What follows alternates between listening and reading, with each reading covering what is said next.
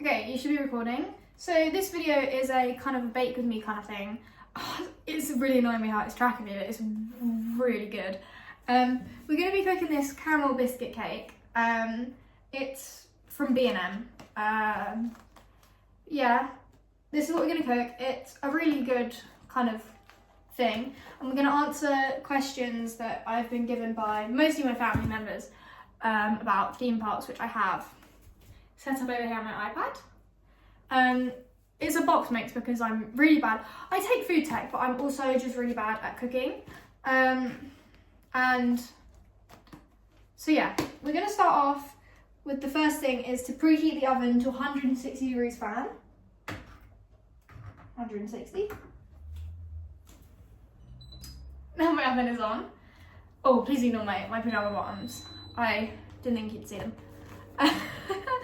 So next is just to put it in the box. And we'll answer my first question. Oh, it's upside. Which is, what is your favourite roller coaster? My favourite roller coaster, after much thought, is Two Tatters at Park Asterix. I was there, there's a vlog on it on this channel, albeit not a very good one. Because A, I was really ill, and B, I was really excited. But yeah, no, I went to Park Asterix and it was just genuinely, Two Tatters was my favourite roller coaster. Because it's not intense. I need to add 2 eggs and some oil and some water. So we've got our egg. But yeah, I wouldn't say it's super intense, but it's just so unique and not like anything we have in the UK. And like the whole story of, like, I walked into the Festival of Two Tatters and said, there's no way you're getting me on that, that is way too scary, that is way too tall. And I'm not usually like that on roller coasters, I usually just cry about it and get on. But this one I was like, I don't know if you can get me on. So, you know, the arc of that I actually got on it was actually really good. That has also persuaded my results to make it my favourite roller coaster. And the elements are really good too. The swing launch and that spike where you go so high, even in like the front rows, absolutely terrifying. The feeling of going up the top, oh my god, and the stalls, oh my god, that's a question for later though. I need to actually get my measuring jug out of this cupboard, this one. I'm too short for all my cupboards, which is really annoying. My next question is, what is my favourite element on a roller coaster? Which ties into the last question. It's either got to be a classic vertical loop, much similar to the likes of, I haven't done many sit-down vertical loops. I haven't done any actually. So I'm only going off like inverts, like Nemesis Reborn, Nemesis Inferno, Osiris, which like ties into my favourite coaster model, which is B&M inverts. How much of this am I adding? And like the intensity and the feeling you get at the top of those vertical loops is absolutely mental, and it's unlike most things you can get on coasters. That perfect feeling of like the stall at the top is just brilliant. But obviously, as I previously stated, my favourite element is Two Tatters' multiple 0G stalls, preferably the first one actually. I think that one's better. I need to add 60 mils of this in.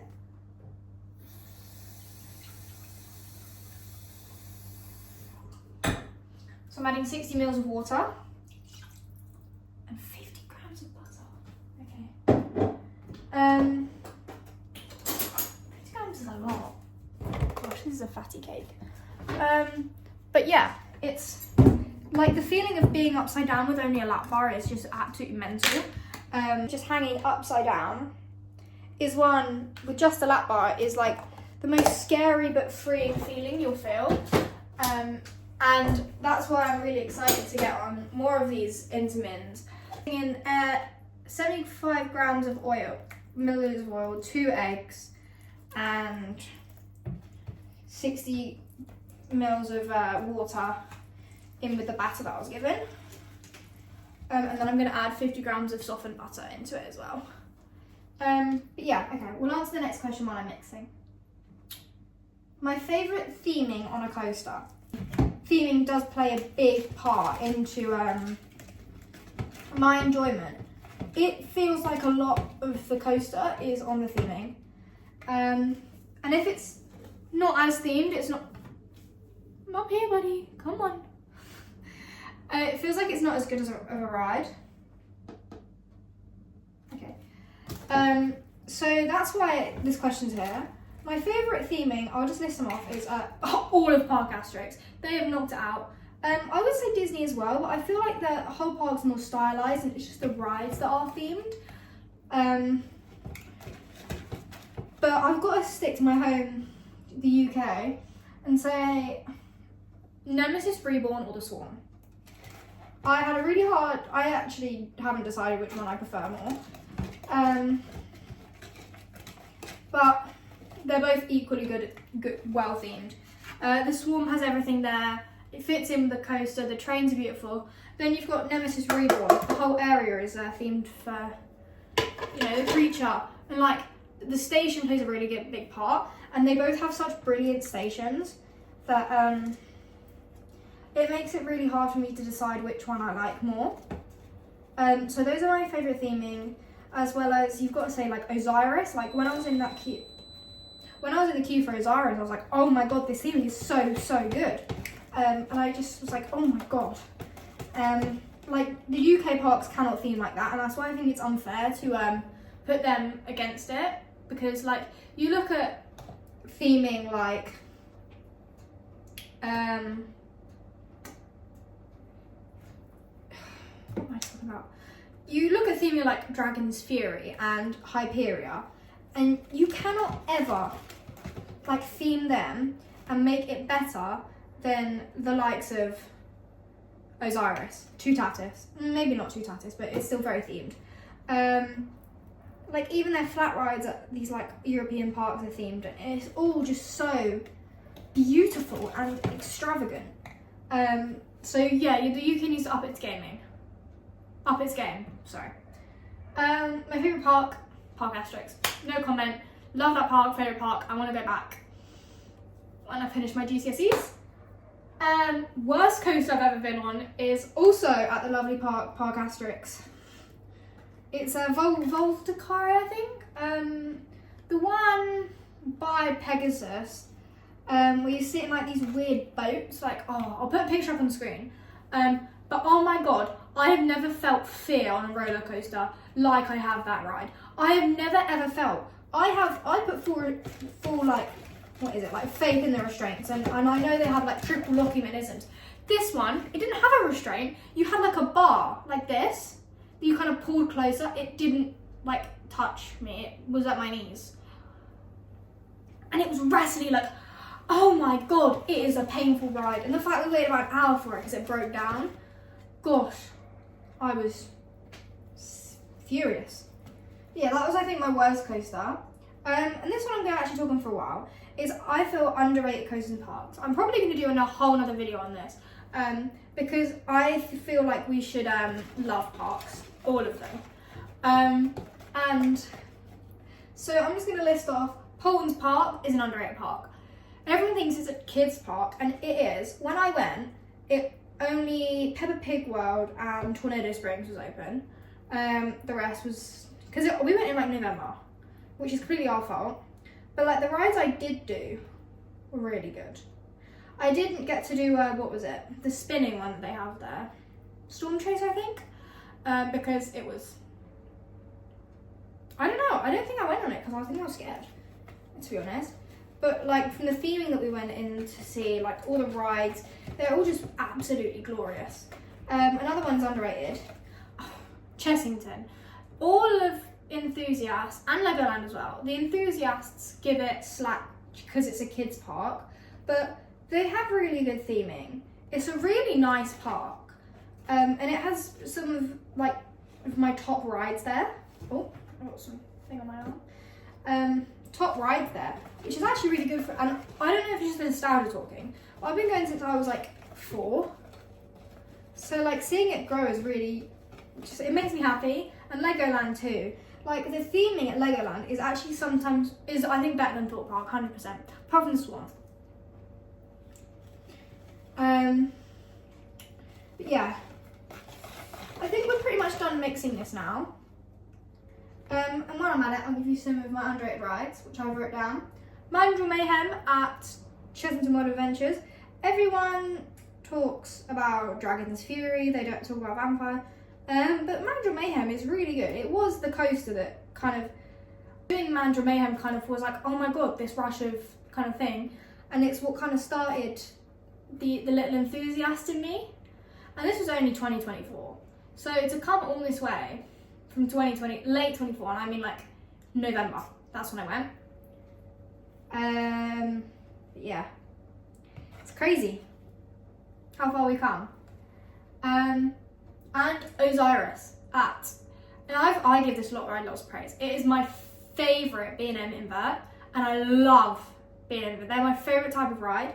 Everyone's like, oh, Intamin multi-launch, oh, kind of stuff like this. But like, I think a really good B&M invert is so good. Like, everyone hates on B&M inverts on B&M now because they're rattly, and yes, they are very rattly. I've ridden Nemesis many times, but it still doesn't detract from the intensity and the fun of it.